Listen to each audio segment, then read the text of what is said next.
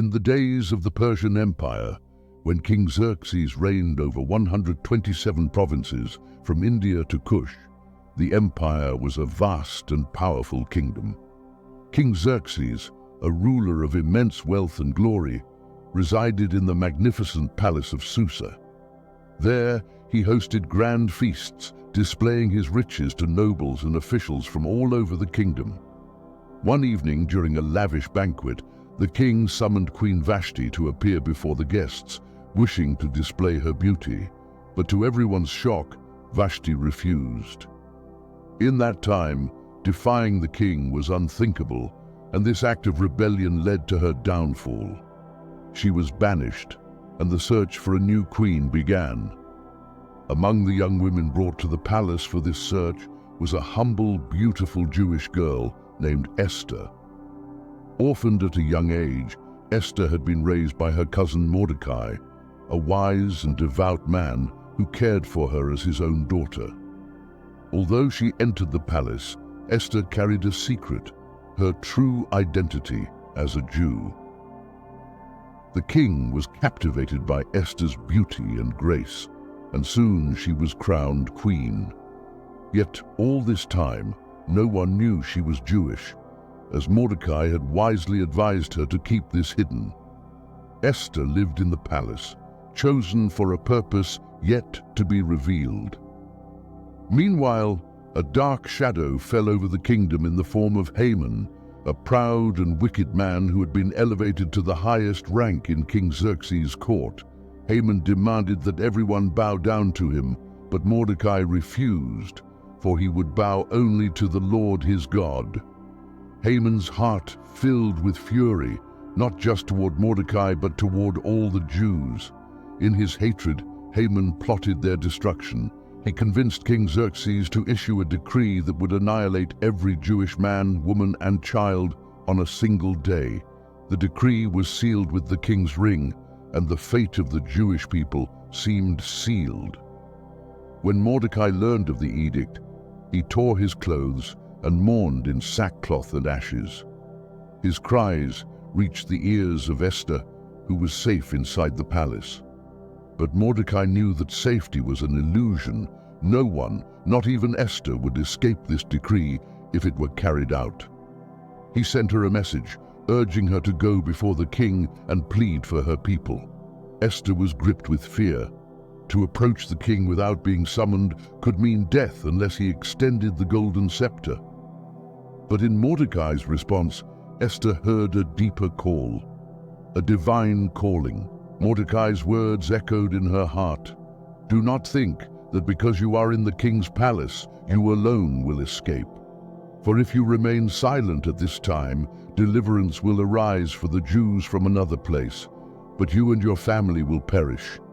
And who knows but that you have come to your royal position for such a time as this? It was as if the veil lifted and Esther saw the hand of God at work. She realized her position as queen was not just a matter of chance. God had placed her there for a purpose. Her fear gave way to courage, and she sent a reply to Mordecai. Go, gather all the Jews of Susa and fast for me.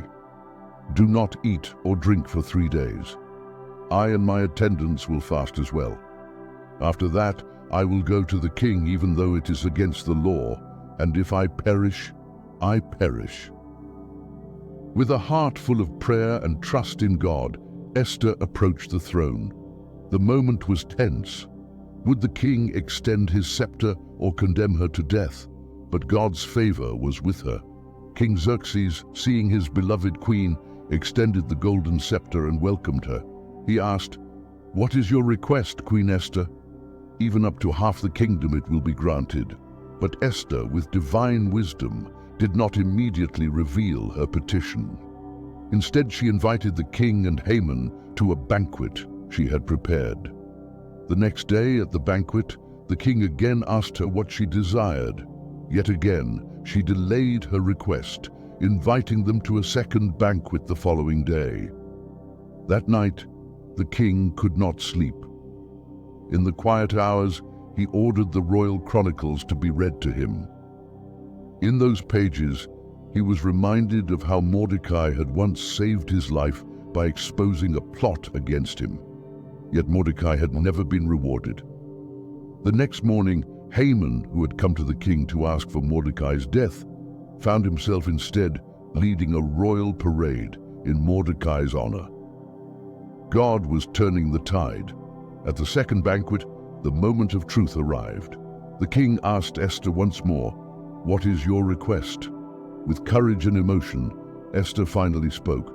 "If I have found favor in your sight, O king, and if it pleases you, grant me my life, this is my petition, and spare my people, this is my request. For I and my people have been sold to be destroyed, killed, and annihilated." The king, shocked, demanded, "Who is he, and where is the man who has dared to do such a thing?" Esther pointed to Haman.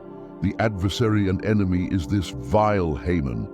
In a moment of divine justice, the king's wrath turned against Haman. He was hanged on the very gallows he had prepared for Mordecai, and the decree against the Jews was reversed. Though the original decree could not be revoked, a new edict was issued, allowing the Jews to defend themselves. On the appointed day, the Jews triumphed over their enemies, and the day that had been meant for their destruction became a day of victory and joy. This deliverance was no mere coincidence. It was the providence of God, working through the courage of one woman who embraced her calling. Esther had been placed in the palace for such a time as this, and because of her faith, the Jewish people were saved. To this day, the festival of Purim is celebrated, a reminder that in the darkest of times, God's hand is at work, and deliverance can come from the most unexpected places. Esther's story is one of faith, courage, and the powerful truth that God places his people in positions of influence for divine purposes. The story of Esther calls us to recognize the moments in our own lives when we are called to step forward in faith, trusting that God's plan is greater than our fears, and that we are not alone in facing the challenges before us. In times of uncertainty, Esther's story reminds us that God sees the bigger picture, and if we trust him, we too can be part of his redemptive work.